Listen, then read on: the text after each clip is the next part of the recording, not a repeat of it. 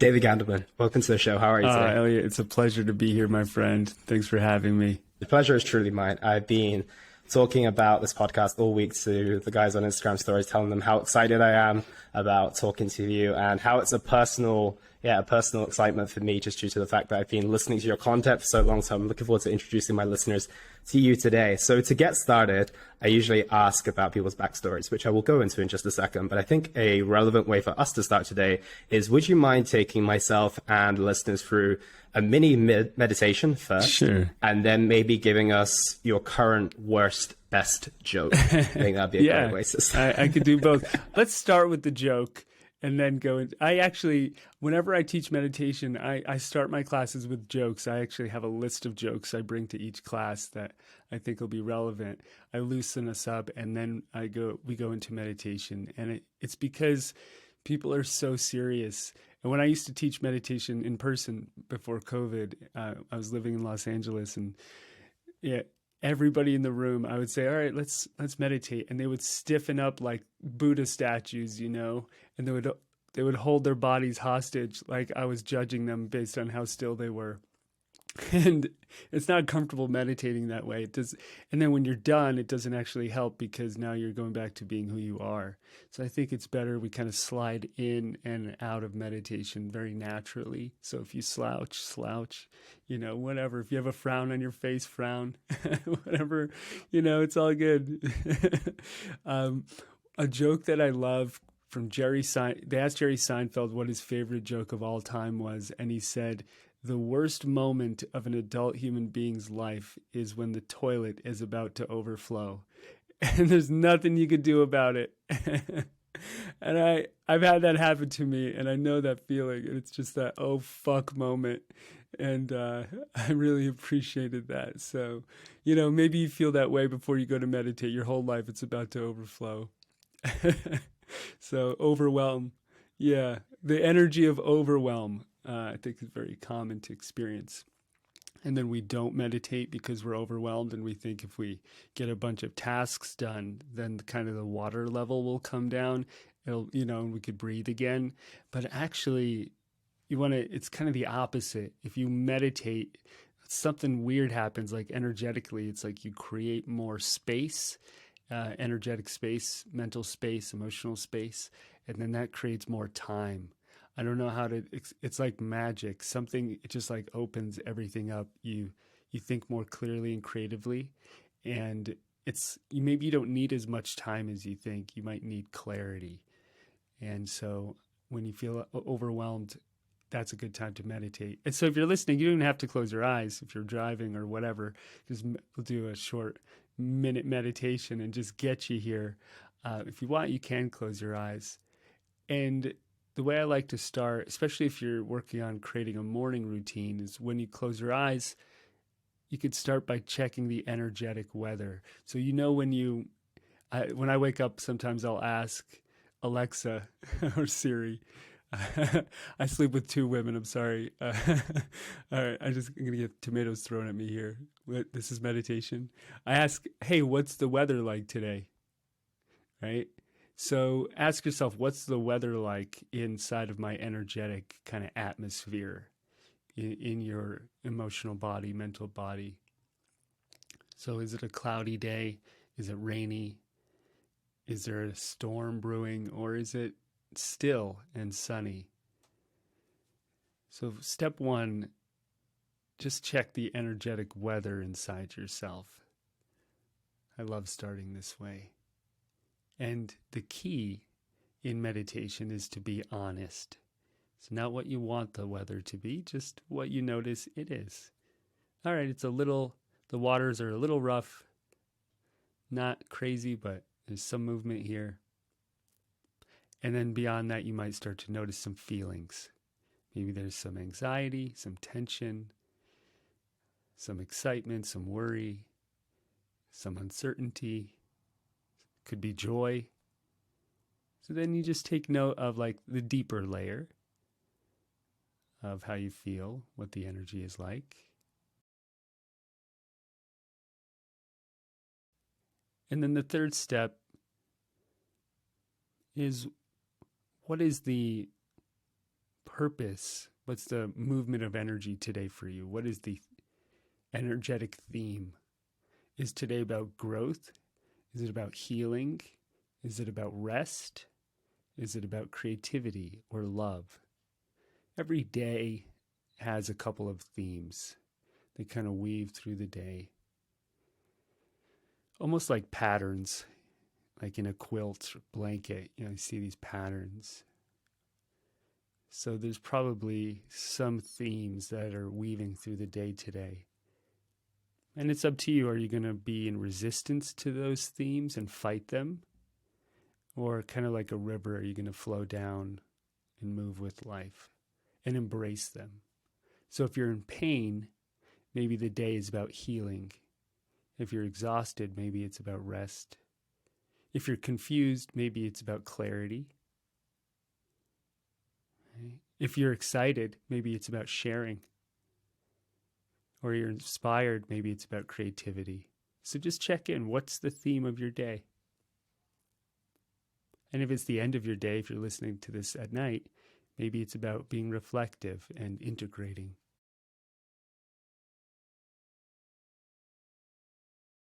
So just start there. So we check the weather, we check our feelings and the energy, and then we check the theme of the day. And just embrace it. And then before you come out of meditation, just embrace the feeling and almost the invisible purpose that courses through your life. And it's up to you to decide to accept it and take it on. Or you can look at your purpose and then just kind of walk away, which actually a lot of people do because they're busy or distracted. So as a teacher I know says, we have intention deficit disorder. We don't have enough attention to check out what our intention is. And so intention, we're going in, right? So check that intention and start to embrace it and see if the rest of the day or evening, wherever you are, whenever you are, if you can embrace that theme and own it. Let it pour through your pores and come out through your eyes and through your words and your actions and how you treat yourself and how you treat others, because they have their own themes. You might come across someone today, their theme is healing and your theme is compassion, and here you are. So the world's not just about you, so embrace a bigger circle of beings. Recognize your role to play in that and see if you can enjoy life. Just take a deep breath. Sigh out all the problems of the world. The toilet is no longer overflowing. You can open your eyes and stretch if your eyes were closed. Jerry, if you're listening, thanks for the joke. Sorry I stole it. Yeah, I think he's a frequent listener on the podcast, so I'm sure he'll receive that. He's a TM meditator. He's got a different style.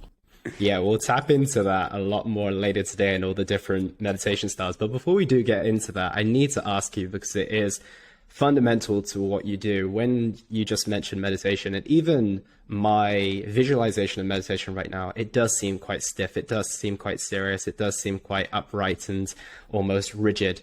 And you are someone who integrates humor effortlessly into your meditations. And it's not a common practice. I don't think I've come across another practitioner who does it as frequently or as effectively as you do as well. So firstly, what brought you to bring in humor to your meditations? And secondly, do other meditation practitioners look down on your humor bringing into it, or do some people not connect with it as well? Because I connect with it very well. So I'm intrigued about how it lands with others. Well, first of all, I think if everybody likes you, you've got a problem. If you're overly likable and pleasing everyone, then you're probably not really being yourself. So there's definitely people that dislike me, and I hate it. We all hate it. Nobody likes being disliked. What'd I do? Ouch, ouch, don't do that. But then I have to be honest, there are people I dislike, so let's be fair. There's this quote, it's easy to love everybody, but some people are really hard to like. Just on a personality level. I remember I did a meditation and I made a lawyer joke. Oh, I got some hate from the lawyers. And it was such a dad lawyer joke, like it wasn't mean or harsh, and it kind of proved my point about lawyers in the joke. It was really funny to me. But yeah, so no, not everyone likes me or my style, but it works for enough folks. And yeah, I've just always, I take comedy classes. I love comedy so much. I only started taking classes actually since COVID. But I've been into comedy my whole life. And I just think it's it's a coping mechanism for pain. That's probably where comedy was born. And I'm Jewish, and Jews, thousands of years of suffering and complaining. Oh, the desert's hot. Ay, ay, ay. The bread isn't rising. We have to eat matzah. It's like us Jews, we eat, instead of eating bread that we now can have, we still eat matzah from our painful days when we didn't have time to let the bread rise. I don't get it, man. I don't get it. It's like, all right. But anyway, that's a whole nother topic. So I think comedy, you'll see a disproportionate amount of comedians in the United States. They're Jewish. It's a weird phenomenon. But I think in general, comedy was probably partially born out of a coping mechanism for pain. And that's fine, but you don't want to only use it that way. You don't want to use it as like a defense against being seen or being yourself or pain. It's also an art form. It's a beautiful way to explore our dark side without being violent. Express us human beings, the way we're stupid and silly and weird and contradictory and all of the things. It's a great way to pull out the dark side and point at it and explore it. It opens us up. And like I was saying earlier, a lot of people, when they go to meditate, they're super serious. And that seriousness freezes whatever energy they actually came into meditation to release. It freezes the very thing they're trying to get to. So it's like, when Homer Simpson chokes Bart, he's like, you ever see that? He chokes him out. It's like, that's what we do to the energy we're trying to release. If I squeeze it harder, it's like this weird belief that if I squeeze it tighter and control it, I'll let it go. And we all know holding something tight doesn't let it go, but that's what we do. So comedy helps kind of loosen our grip, not take ourselves so seriously. And then we actually have an opportunity to look at something and then let it go. So a lot of meditation in the beginning is looking at something, letting go of pain, and then allowing what's underneath it to reveal itself. And there's this great quote I always share from Pema Chodron, the Buddhist monk. She says, our neurosis and our wisdom are made of the same material. I think she's right. So when we work through our pain, it transforms into something else. And we need a sense of humor to be able to look at all of the human pain. Otherwise, we drown in it. And then the toilet is just always overflowing, like a perpetual repeating nightmare. Every morning, it's just overflowing again. I have a feeling we're going to keep revisiting that analogy today. I have to pay my taxes. It's overflowing. The nanny's not here. It's overflowing. I have to get to work. I don't have enough time. My friends are shitheads. My partner's not listening to me. It's just overflowing. I need a plunger for my life to get all this shit out. All right, I took it way too far. I had to. My comedy brain, it wants to take it to the very end, cross the line, and it's just a thing I do. Sorry. It's funny that you mentioned that, because I was listening to Joe Rogan and Lex Friedman on a podcast recently. Yeah, great episode. And I remember Joe asking Lex about if he could articulate himself better in Russian or in English. And he was just saying that in Russian, it's so much easier for him to express himself in so much more depth because of the pain that they went through, right? In the Soviets, but all that pain and all that suffering, it gave a greater meaning to all the words and to illustrate things. Whereas English is just like painful, supper. But at least like in Russian, it's just so many different ways to express it. So I think two things that came out of that was obviously humor and expression, right? But it might have come through the form of poetry as well. Yeah. So my parents are from Belarus. Russian was my first language, and that pain. So I'm Jewish and Russian combined. So it's like twice the pain. And I mean, even to this day, my grandparents, all they talk about is the Holocaust, over and over. And so I know it well. And I think that Lex is probably right. Also, cursing in Russian is really fun.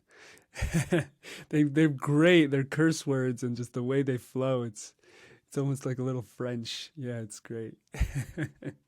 Yeah, we'll definitely have to go through some at the end if we've got some time for that. But coming into your backstory and hearing about your background, just for those who have not maybe come across you in your work before, although I think we're getting to know you better and better as we speak, who is David Gandelman, and what is it that you do on a day-to-day basis? Well, when I find out who he is, I'll let you know. But when I look inside, it's an infinite abyss of darkness. I'm just kidding. It's just like a black hole inside of a black hole. I ate way too many mushrooms this morning. Just kidding. I didn't. That would be fun though, to eat some mushrooms and come on a podcast and then just not tell the person. Just like I wouldn't tell you, and just like say, you're like, damn, that was weird as hell. He was way different than his recorded content. Actually, I don't take mushrooms. Not since college. So, well, I don't know if I could tell you who I am, but what I do is I spend a lot of my time creating content. So I have a meditation app, meditation school, and so I make content for that. And I work with an app where you listen to me on called Insight Timer. They're great. So I'll be constantly writing or recording courses. I teach live a couple times a month on Zoom, so I prepare for those and teach those. I have 3 podcasts, so an interview one, a kind of a short form solo one, and a sleep podcast. So I'll be recording those, and for about half a day, 1 day a week, I see a couple of clients, and I spend a lot of time kind of in the entrepreneurial realm as well. I have some people that work with me on my team, and we're building out a relationship platform and app that we're just getting going, and the meditation school app. It's kind of like a lot of balls in the air at once, which is fun. I really enjoy all the creativity and the movement, and I just wrote a book that just is coming out. So kind of all.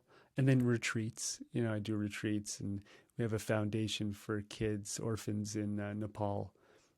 So all the things, man, all the things. The toilet's overflowing, Elliot. It is funny that you mentioned that, because if you were to put spiritual teacher and, as I know you've described yourself before, a serial entrepreneur on each side of the spectrum, they would be on the opposite ends, I should imagine. Yeah. How are you integrating both of those? Because you would expect a spiritual teacher to be out there in the Himalayas, as I'd like to dig into in just a second, not out in, Colorado building businesses and working with people on a day-to-day basis. So talk to me more about how you're integrating the two. Well, I did live in the Himalayas, and I did do the ashram thing, and I do go there. I share this story sometimes. I interviewed this philosopher from India who has my favorite TED Talk ever. If you haven't seen it, it's called East versus West. Let me see if I can say his name. Devdutt Pattanaik. I think I said it right. That was good. And he shares this story about Alexander the Great meeting a yogi, and then that actually happened historically, and then he fantasizes about what they talked about, and essentially the yogi sits and does nothing, and Alexander is trying to conquer the world, and they laugh at each other thinking the other is crazy for the way they approach life. So one is focusing on the internal and the other on the external. And I think we all have Alexander and the yogi inside of us. We want to find enlightenment, sit still and have peace. And we also maybe want to create a business or have a family or be creative in some way, travel the world and experience life. So it's okay to have both impulses. And just like anything valuable in life, it usually takes some kind of integration to be able to accomplish that and find balance. So I experience one pulling me and then the other, and I try to get them to be friends as much as possible. And I'm always looking for that balance, always looking to make sure I'm going inward enough and not avoiding the external world, and also not just always doing the external world to avoid the internal world. I think they need to be in harmony. So they don't have to be in conflict, but they often are. I'm not going to pretend that's not true for most of us. But if we can find harmony between our inner and outer worlds, that's a great place to play. Do you feel harmony is going to look different for each different person? Because, of course, there will be people just purely focusing on their internal world, and maybe they are people who are set to do that for the remainder of their days, but there'll be other people who are maybe more neglecting their internal and focusing on the external. So how do you find out what harmony looks like to you? Yeah, well, it definitely will look different to everybody, but I think the proof is in the pudding in how you feel. So I wouldn't gauge it from looking at my life or anybody else's. If you look at Elon Musk, maybe that's his harmony of like working 100 hours a week. You know, everybody's kind of center point is different, although I doubt it. But it's what obviously makes him happy. So yeah, it really depends. Some people are really good at like scheduling their time and structuring it. So this is my family hours. I heard someone say the other day, I can't remember who I was talking to, they were saying they made a commitment to be at home 5 days a week, 20 days out of the month, out of every month by 6 p.m. for dinner to be with their kids. And that was like their goal, to find harmony between work and home life. So I think it's helpful to set goals in that way and be very diligent to make sure you're not overlooking something or avoiding. Some of us, that means spending more time with our partner, or spending more time on our business, or spending more time meditating. A lot of people I would say most people avoid the inner world by over-focusing on the outer world, but you know, both can happen. So if you give your inner world 10 minutes a day, you know, that's going to reflect in your outer world, when it is probably going to be a lack of depth, probably too much anxiety or control or perfectionism, a lack of an ability to kind of go with the flow. So it'll show up if you're not paying enough attention on your inner world. It will show up. Yeah, I agree. I'll come back to that in just a second, but I do want to take a step back to ask you about your first encounter with meditation. Was it something that you felt life was pulling you towards? Was it accidental? What did that look like for you, and what route did that eventually take you down? Yeah, so I was 16. My brother dragged me to the bookstore, and I picked up Eckhart Tolle's Power Up Now. And that's how I started. So it wasn't a meditation in the kind of traditional sense where I closed my eyes. It was like I read, you know, be in the moment and not so lost in the future and the past. And it was just like I had this kind of like awakening moment, like this realization, this aha, whatever you want to call it, epiphany. And I don't know how long it lasted, but it was pretty intense. And then I had a bunch of those moments in the preceding, kind of following months, and then years, you know, and then eventually going to live in India and doing that whole thing, you know, meditating with more structure. But there was a big gap in between. I was in high school when this happened, so I was meditating all through college, but I don't think I got really kind of serious into it with structure until I lived in India. But, you know, when I was through high school and college, I read hundreds and hundreds of meditation books and spiritual growth books, and I was pretty obsessed. I just didn't have a teacher or a style. I was just kind of going with my own thing. You know, it was before YouTube, before podcasts, before any of that. So there was no teachers around on the East Coast of the United States where I grew up that I knew. So I was just on my own for years until I went to India. It's quite a ballsy move to go to India. What took you from just reading books in a library on your college dorm to India? That's I just have huge balls, Elliot. That's what. Sorry, I had to. I apologize. Everyone, I set you up for that everyone one. listening that I just offended, I apologize. And I enjoyed it. So, it was just like a life dream of mine, man. It was a dream. I literally in high school, I would go on the internet, when it was still kind of pretty slow dial-up type. And I would look at ashrams online in India and I would salivate. One day I'm going to go there and live in an ashram. I have no idea why I felt that way. My parents weren't into it at all, or anyone I knew. It was just came naturally to me. And so that was just like a life dream I had for years.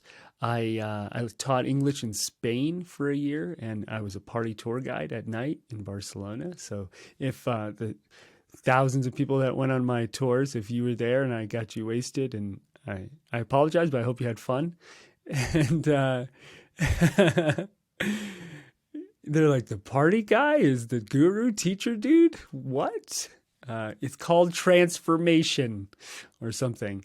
And after Spain, I went to Thailand for some months and then ended up, I don't think I ever told this. So I had a girlfriend from New Zealand in Thailand, and we went to Laos, and we were going to go to Cambodia.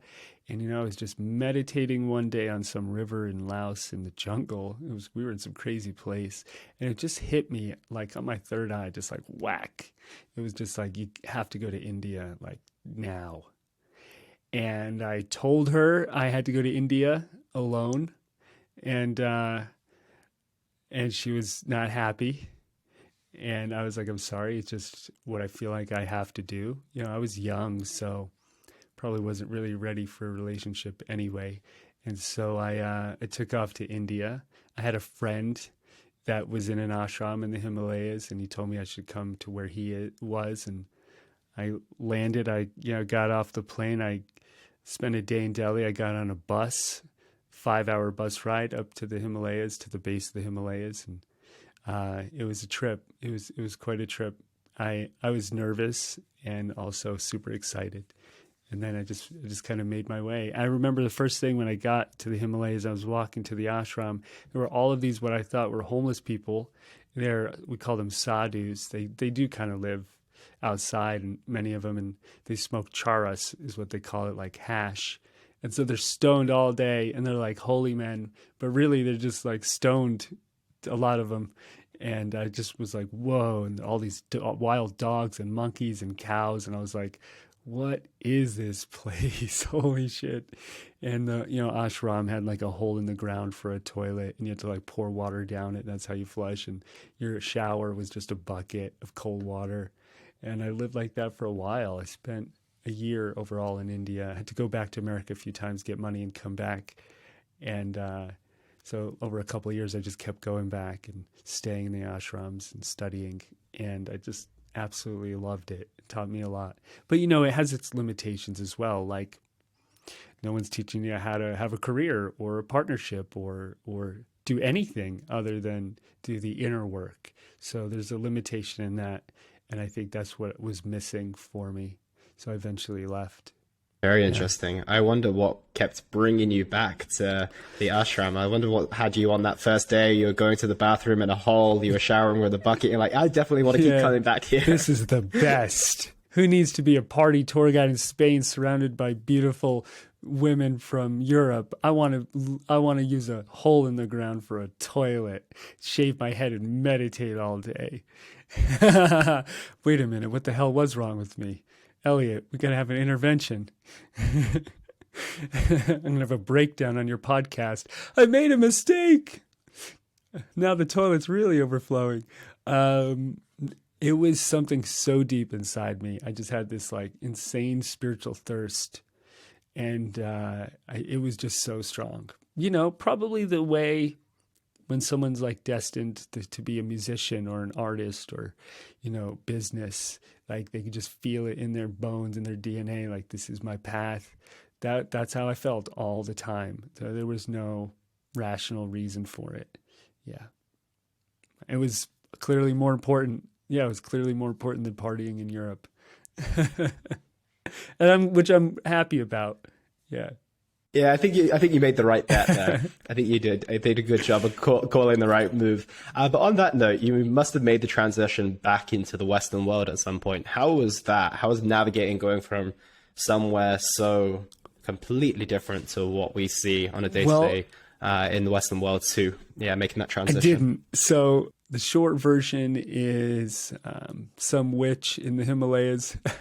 Just kidding. She's a friend of mine. She intuitive healer type of person did like a session on me, and it was really powerful. I didn't know what it was, but it was like life-changing. And I was like, where did you learn how to do that magic, you witch? And she said Hawaii. So I bought a plane ticket and I moved to Hawaii with no money, and spent 7 years there studying. Those big balls coming out again. Exactly. Yeah. I would probably call it more like ignorance and stupidity rather than like bravery. It was more of like that young, early 20s, whatever, I'll do whatever I feel like, it'll work out vibe, which worked out. But honestly, I don't think I could do it again. I don't think I'd have it in me to do that all over. So I'm happy I did it at the age I did. And I hitchhiked out of the airport in Hawaii. Got picked up by a big Hawaiian dude drinking a Corona in the car with his kid in the back seat. Dropped me off at a hostel. Lived in a tent on a farm for months. And I studied the kind of mystic healing arts in Hawaii for 7 years.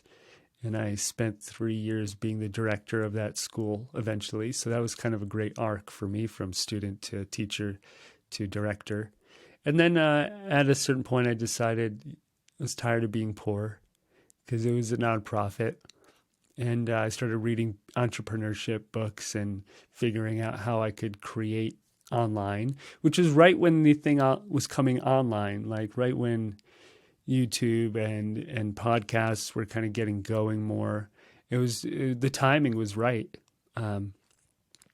And eventually I got onto Insight Timer.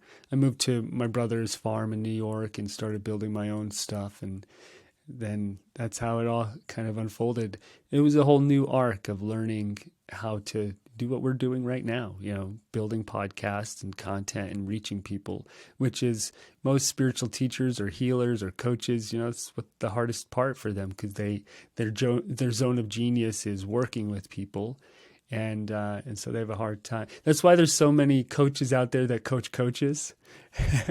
Are you a coach and you're having a hard time getting clients? Pay me, right?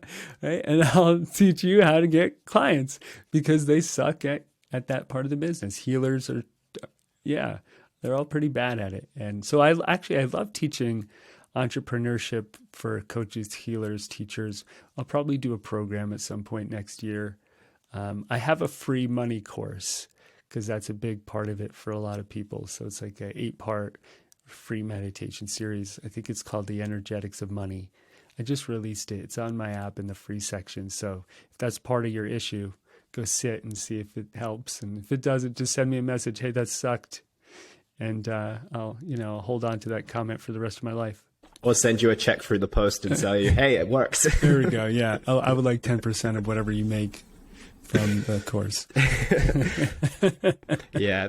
Coming on to your story, when we look at it from an objective standpoint, there's no way that anyone with, like, let's say you were designing the blueprint for your life and you were trying to be extremely analytical about it. There's no way you could have mapped out the way that things panned out. And it does sound like, I know that we made jokes about all the different ways that got you there, but it's a lot of leaning into your intuition, right? And that's what you speak a lot about. It's just, leaning into your intuitive knowing. So do you feel like you were potentially unconsciously doing that? Or do you think that a lot of the deep work that you did led you to lead into your intuition? And do you think a lot more of us could benefit from getting out of our own way and doing that ourselves rather than trying to, analyze our way through everything? Yeah, I think first of all, if you analyze your way through life, you're going to be miserable. I don't think some of the questions, like the deep questions in life, you can find the answers to in your analyzer. So when I watch podcasts like Lex Fridman, where he interviews mostly scientists, they have amazing insights into life. But those insights wouldn't translate necessarily into, is this my life partner? Who should I be when I grow up? what's life about? Who am I? Those are questions that you need an intuitive feel, and you need to learn how to go inwards to find.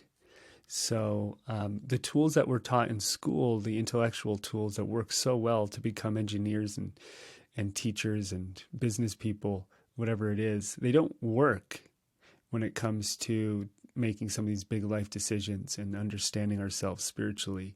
And I think that's kind of where a lot of people hit a wall or hit a lot of confusion and get stuck.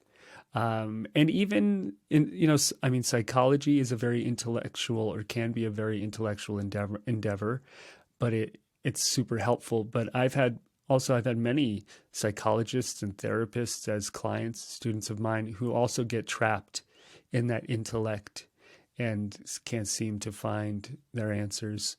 So I think going inwards and using your intuition is as much a science as it is an art.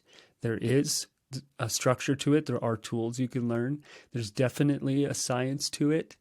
And it's also an art. You got to be fluid and flexible and open and counterintuitive, in the sense that the less you do and the more you could sit still, the more you kind of awaken to. So the rest of the world, the more I do, the more I get, the more I understand, the more I think, the more answers. In this realm, it's almost like inverse. It's like the more I sit still and accept, the more in me awakens, and that intuition starts to rise to the surface. So when someone's like, David, what can I do to develop that intuition? First step is stop doing things. It's just chill the F out for a minute and meditate.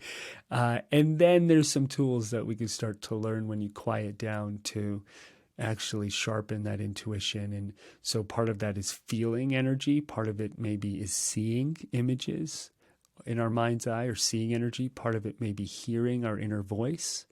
Part of it may be a knowingness. So just to give you a couple examples, someone says, I want to learn to develop my intuition so I could have the wild ride David had, which I wouldn't recommend. It might not be your ride. So I'm going to listen to my inner voice. And they close their eyes, and all they hear is their dad, criticizing them, or their mother being worried, or their ex telling them they suck, or their ex-boss, whatever. And they're like, I don't hear an inner voice. I just hear a bunch of people criticizing me, or a bunch of mental noise. So, great. That's where we start. We got to reconcile those voices and find out who you really are, and your own inner voice, which is probably quieter and more gentle. I can't see the blueprint to my life. I can't see the image of who I want to be or what I want to create. When I close my eyes, I see all these other images from other people. All right, well, your ability to see is probably an atrophy, because everyone just gives you images from your phone, your TV, your computer. We're given images all day and night. It's an epidemic of image giving, right? And the people who give the best images make the most money. So here's the Avengers. Here's 2 hours of images. I get billions of dollars. You spend 2 hours of your life receiving images, and all right, now go be a superhero. Oh wait, you don't have powers. So the image creators in our society are now becoming the ones that do the best, right? YouTubers, film creators, inspirational speakers, whatever it is, writers, you're creating these images for people. So what is it like to start creating images for yourself and seeing images for yourself? That's a great way to develop your intuitive abilities. And that takes a lot of work. You may have to sit in hours of meditation and therapy and coaching and healing and take all the images people gave you about who they think you are, who you're supposed to be. You might have to release those images and then allow the real ones to arise. And then maybe you'll have some clarity, right? Some people, from a very early age, they have one super clear image and it hovers around them for years. Like Arnold Schwarzenegger, since he was like a kid, he always says he had this image of being a bodybuilder, right? Like very clear image that he was going to be the world's champion of bodybuilding. I don't remember the age. You're into this work, so maybe it was like 8 or 9 years old he had that image. And there are people like that. Their image is so clear and no one can stop it, and it comes true. But most of us, we're just not Arnold. um, I've seen you with your shirt off. You're getting close. If you look at Elliot's Instagram, you won't find any shirtless pictures on my Instagram, but unless you want to see what it looks like when someone doesn't eat for a couple of years. So I'm a little thin. So what maybe even as you're listening to this, like if there was one overarching image that you're looking to create in your life, and you let it like arise in your mind's eye, and maybe you dust it off, and you know, if it's too close or too far away, you put it right in the right zone so you could see it, and turn the light on. Like what would that image be? And can you let go of the invalidation or the fear around embracing that image and having the self-worth to create it? I think that's, no matter what you're doing in life, in some way, is probably your life path, is to find what that image is and birth it into form. So for me, one of those images was always writing books, and that started birthing into form.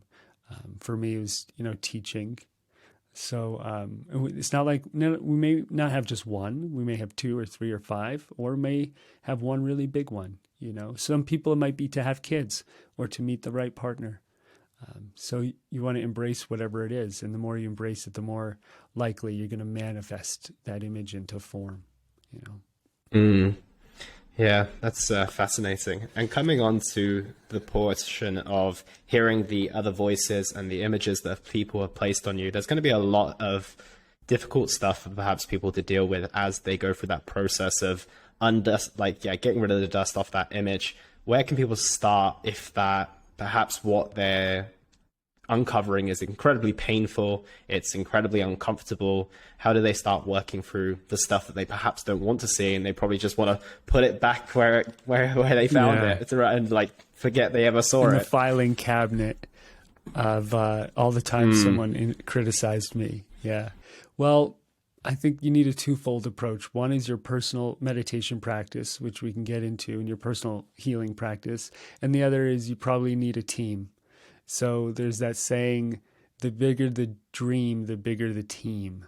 So if you have a massive ball of pain or trauma inside you, or a bunch of them, then you may need therapists, healers, guides, coaches, friends, whatever you can get your hands on to help.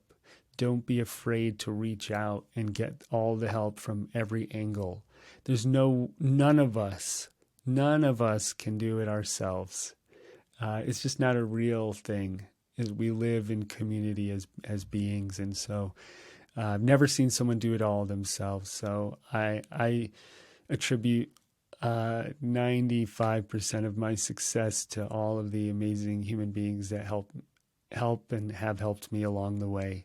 So find that team. It's almost like I see it as like a boardroom. Like if you were the chairman of a board of a company, who would be on your left and on your right and down the line, down the table and across the way.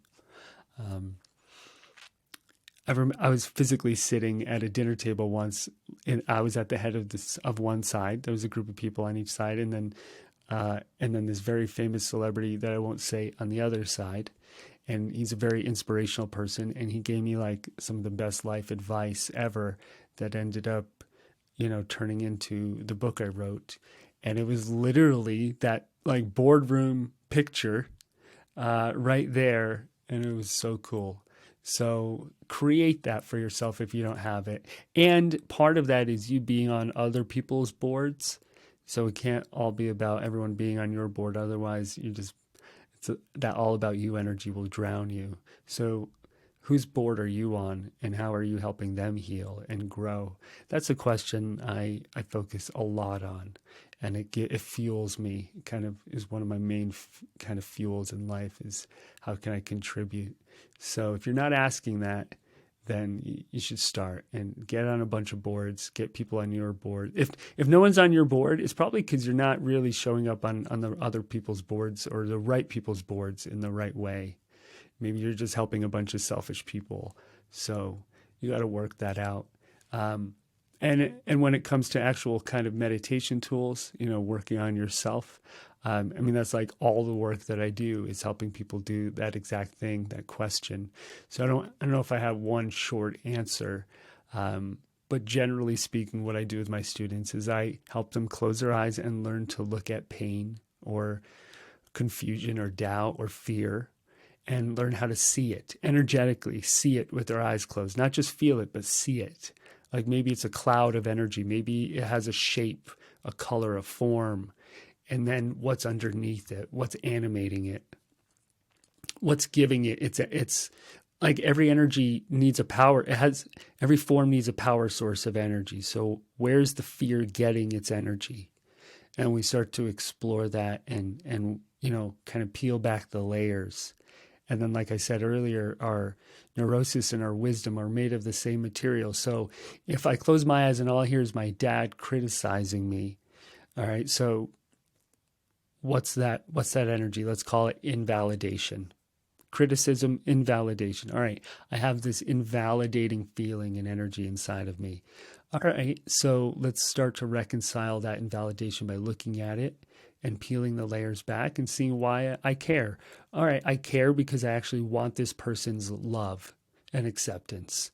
So the real pain is not the invalidation, it's I'm not getting the love that I'm looking for from this person. So perhaps the solution is starting to find that love elsewhere, whether obviously giving it to myself and surrounding myself with other people that can give me that validation and love in a healthy way.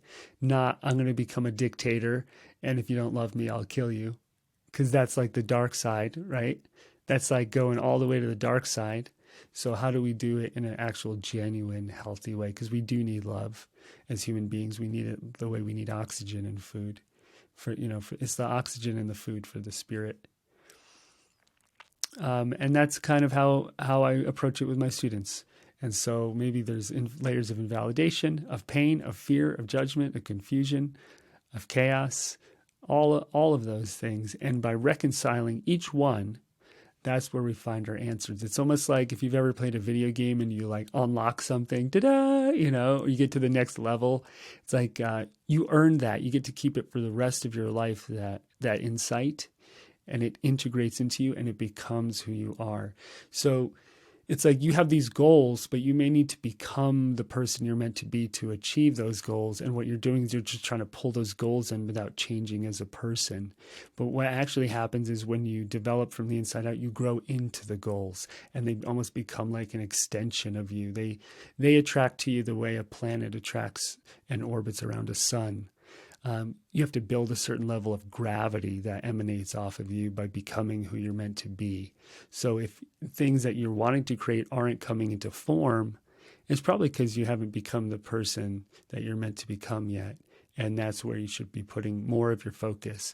So if, for example, if you're looking for a partner and you're having a hard time, maybe you're still working on some stuff inside yourself so you could attract that kind of person and show up. Because if you don't heal yourself, maybe they show up and you reject them, or they reject you because you're not ready.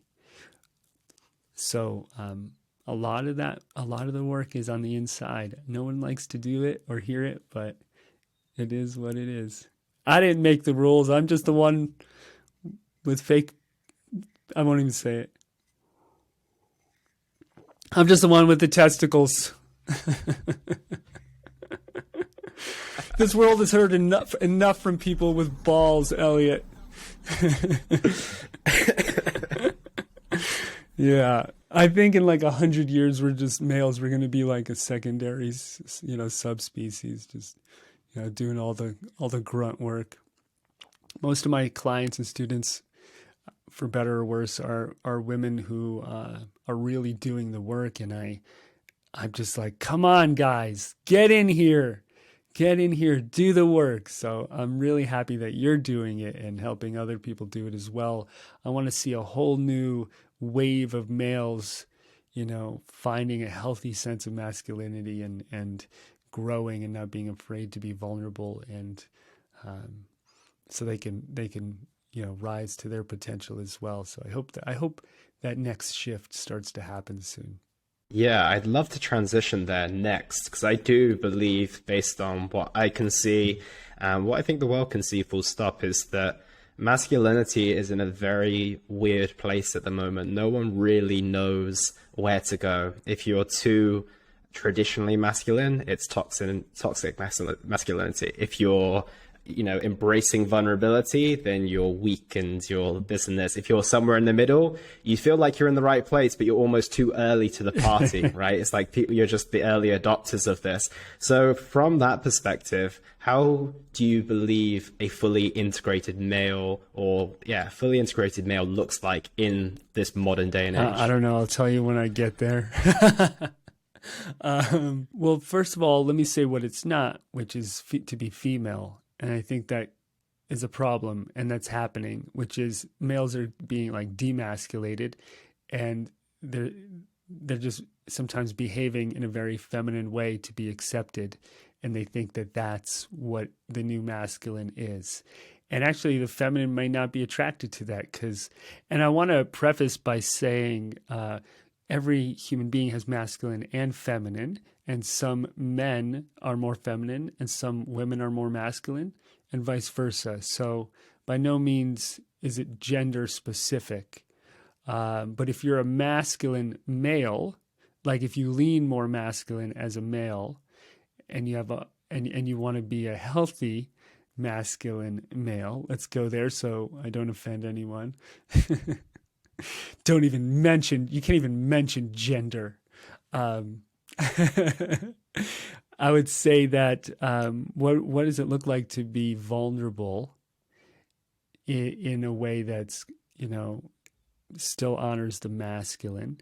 And what I've noticed is, and this is the masculine in any of us, men, male, female, the masculine can be direct in a healthy way. It can make decisions in a healthy way. It could have certainty in a healthy way. It could take action, like now. You need to take action now, right? I've worked with a lot of women in the relationship space, and they'll often tell me, I want a guy who is confident and direct, can make decisions, not wait for me to make all the decisions, to take action, sometimes to be kind and vulnerable and open, and other times to tear my clothes off, right? So they're like, we want it all. So maybe that's part of it, is kind of being it all in a balanced, healthy way. But not making decisions like, you're dumb, let me make the decisions, I'm the man. Not that, right? That's the toxic masculine. Let me mansplain it to you, I know better. But like a genuine certainty, a genuine connection and certainty to yourself. So what that looks like for each of us is different, because we all have like a different recipe or balance of masculine and feminine. Like you could tell I'm not like overly masculine. I do love playing ice hockey and fighting in that way and getting aggressive. That is one way my masculine likes to come out. But so it's different for each of us. And guys listening, yeah, most of us need to do a little bit of a better job being in touch with our feelings and expressing them, and learning how to listen. Really learning how to listen and pay attention can be hard sometimes for the male masculines.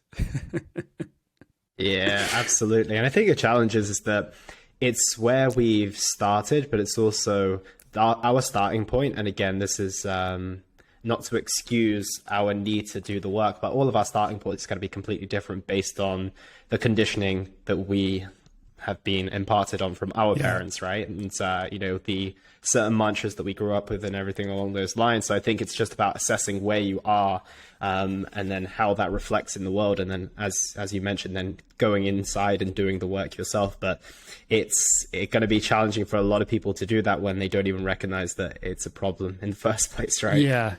I grew up exactly. And I grew up in a house of immigrants. So the women's, cook, and the men go out and make money. And then it's like hunting and gathering, right? I go hunt, you gather. I hunt, you cook the food, the deer when I bring it back, or the bear or whatever. And so there's probably some of that built into many of us in our cultures.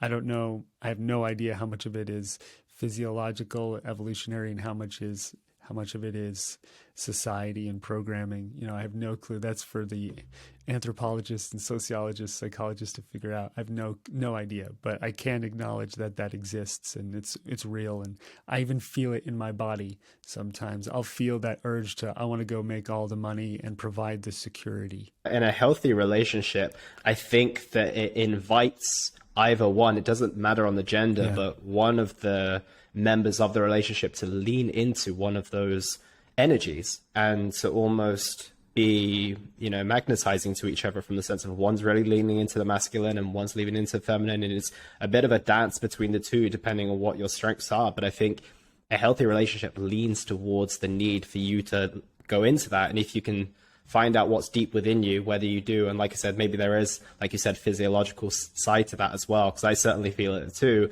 And you're aware of it, and it's not toxic, and it's just something that you want to do, you want to provide, and you've given space for the other person to have the masculine energy at times. It can be a really harmonious synergy of energy, basically. Yeah, absolutely. And I honor that in myself. I enjoy that feeling. It gives it there's a sense of purpose, value. I will build house now. I will go hit animal with club and build house. And speaking of, that transitions onto the next question that I have, actually, which is on ego, funnily enough. And I think ego has probably got a bit of a difficult time at the moment knowing where it sits as well. You've got Ryan Holiday's ego as the enemy, and then you've got other people on the other hand saying, let me embrace my ego and let me understand it so I can leverage it and I can use it to my advantage in this modern world that we're living in. Where do you stand on the ego? Do you think it's the enemy? Do you think it's something that we can leverage, or is it somewhere in the middle? Well, first, let me preface by saying whatever I say about the ego, I'm right about it. Right? That's the ego. I'm right. You always know when you're dealing with an ego when it's telling you it's right. There's a lot of definitions also for the ego, and kind of the lens that I look at it through is more of like the Eckhart Tolle approach of a mental construct of who we believe we are, kind of like a mask or a whole set of masks, roles that we play. And obviously you need to play roles in society. We're at a party, we all have names and biographies, and we play these roles. That's not really the issue. The issue is identifying with that role. Excuse me, really identifying with that role and being it, and not being able to detach from it and have space from it. So I am my wealth. I am my looks. I am who my friends are, what my history is, how society sees me. All of those things, that's when you identify with that, that's where the issues start to really arise. And is ego the enemy? I mean, that's a great book title, and I'm sure Ryan Holiday means something more nuanced. But in meditation, you don't want to make ego your enemy. That fuels it. That's like blowing air onto a fire, because ego functions many times from conflict of some kind. So you don't want to make it your enemy. You want to actually really become friends with it and see if you can give it love, and then see what happens. So I wouldn't resist your ego. I don't think that's the path forward. And also, if you had no ego, you wouldn't really be able to function in life. So let your awareness passes through the ego out into the world. And for most of us, that's kind of like a daily maintenance kind of thing is, we either inflate or we deflate, right? I'm better than you. I'm not as good as you. I'm so special. I'm a nobody. We kind of, many of us oscillate from one to the other. And finding, when you do that, why you do that, what your triggers are, what the pain is behind it, whose validation you're looking for. I think all of that is really relevant to managing your ego, in a healthy way. And, I don't know if it ever fully transcends or goes away. If it does, I'll let you know if it happens. But it hasn't so far. There are moments where I identify with it and I lose myself, and then moments I come back. So I would say be gentle, and it's okay.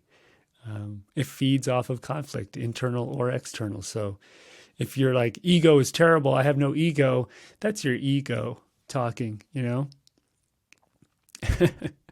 I'm a spiritual teacher, I have no ego, I'm enlightened. It's like, oh shit, that's like straight up the definition. You know what I mean? So, so it's a very tricky, it's a tricky one. It's a tricky one. So when you meditate, we have our thoughts and we have our awareness. And meditation is about separating our conscious awareness from our thoughts and recognizing they're two different things. And once you do that, you no longer have to believe every thought you have and become every thought you have. That's really where you start transcending the ego, when you stop believing all the thoughts that you have. Yeah, I definitely can resonate with that experience, especially from the sense of you can almost start playing with it then as well. You can almost feel like, yeah, that's nice. That's cute, isn't it? You know, and whereas before it was the thing that was like ruining your day or bombarding you with all these horrendous thoughts, and then other times you're like, oh, you're so cute, you can go back now. Yeah. And then you just come back to, you know, the present moment, which I think is a beautiful aspect. So coming on to, now that we've understood the difference between ourselves and our ego, we're starting to unravel all of these layers. The next step, I would imagine, is learning to trust our intuition. And I think that that's probably one of the hardest, and maybe not the final step, but one of the deeper steps down the line. So how do we start to trust our intuitive knowing and actually follow through with it? Because there's one thing to see it, but there's another thing to act on it. Well, it takes courage. It really does. And a lack of self-worth. So sometimes we don't listen to it because we don't believe that we would have our answers, and that lack of belief in ourselves and a lack of belief that I really do have my own answers is usually around some kind of self-worth. And that separates the people who end up being happy and successful in life and the ones that don't. So you want to bridge that gap. There's this quote, cry me a river of tears and then build a bridge and walk over it. So when you're done emoting about how you don't love yourself, start doing the work. And it's one thing to have an intuitive feeling or sense or image, and it's another thing to act on it. And most people, they have it and then they cover it up with doubt, like a lot of thoughts of doubt. Like I had a friend once who she got a divorce and it was really messy. And she called me for some help, and she was having a bit of a breakdown. And I said, when in your relationship did you know that he wasn't the right person? And she said, the day I met him.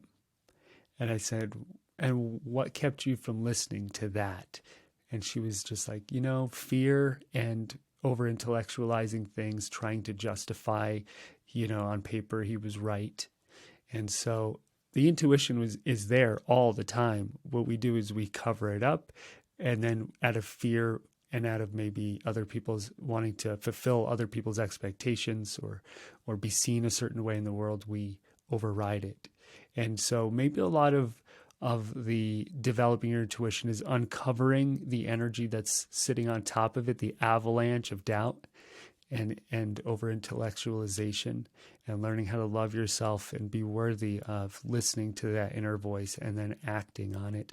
And it's just like in fitness, it's a muscle. The more you work out, the stronger it gets. So every time you listen to your intuition and you take action on it, it gets bigger and stronger and louder. And if you do that again and again and again, it's going to be really hard for someone to come throw like a tornado of doubt at you and for you to accept it. So if you're weak in your intuitive listening, somebody could walk over, anybody could and say, hey, that's probably the wrong decision. And then you listen, or it throws you off. But if you're really grounded in it, the whole world, literally the whole world could be telling you you're wrong, and you stick with it and you end up being right. So, and those challenges get bigger every time we cross a threshold. So it's like you think, oh, but I already did it. Why is life throwing me a bigger one? That's just how it works, you know? Um, yeah, just constantly leveling up. And that looks different for each of us. So I can't tell you what it looks like for you, but I can tell you if you listen to everybody else and you hide behind some doubt or fear, that muscle is not going to grow and your life is not going to change. So start with small things and go from there. Yeah. What do I intuitively want to have for dinner tonight? I'd be very careful about intuitive eating, and you know more about that than I do. If your stomach is full of sugar, you're going to intuitively want sugar. So you have to clean your system first. And it's the same thing for intuition for life. It's like to clean your head out of all the expectations out of your head and everyone else's emotions out of your body and your family's fear out of you, right? And then you can intuitively make decisions. But if you're covered by all of that stuff, it's going to be hard. So it's just like intuitive eating. Yeah.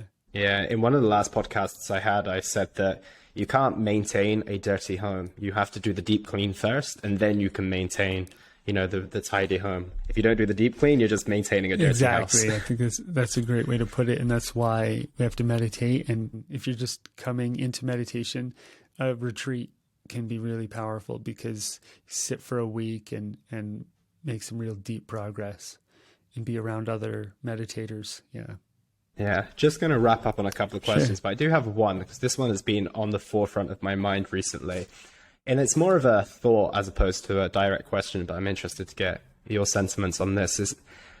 Isn't it unfortunate that we have to go through, maybe years, 20, 30, 40, 50, 60, or maybe even an entire lifetime of uncovering all of this, doubt, conditioning, and all this stuff to then tap into our intuitive selves? Isn't it a shame that we don't just get to be from our young selves? And yes, we are born that way, but somewhere along the way we lose it and we don't rediscover it until some point later in life, or maybe never at all. So can you just give me your thoughts on that? Maybe you've got less of a cynical thought process on it than me. Well, Earth is a school of hard knocks. It's a tough school. And on some level, maybe your soul chose to be on Earth in this tough school. And there's some hidden, mysterious reason behind it. But we all know adversity approached in the right way leads to growth. What's the equation Ray Dalio always says? Pain plus reflection equals growth. So it's just the nature of growth. It tends to come from experiencing pain and suffering and wanting to come out of it. It's one way maybe evolution pushes us towards being better.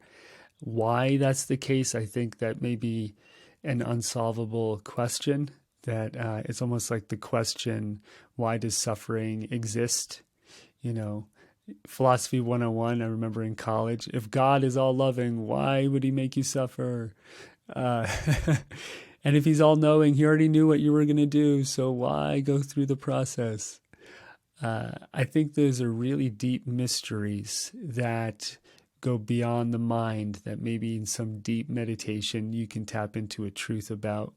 But I don't know why. I wish I did, Elliot. Other than it's here to help us grow and learn to love. So I think when we die, this is a guess, that kind of the couple things that matter are like how much love did we experience and share, cultivate, and how much did we learn and grow.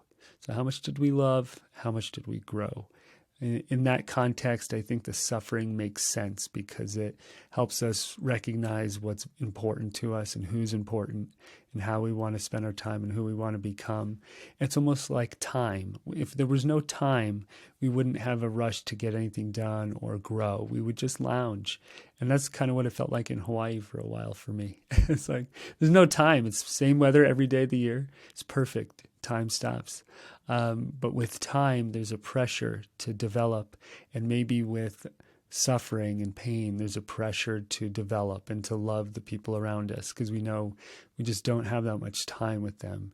And that's the best I can come up with. That's a pretty solid answer. I hope I can ask you in another 5 years' time, and maybe we'll see if that's changed a little. I'll say, Elliot, there's less time, bro. Love everyone. Hurry. That shit is running out.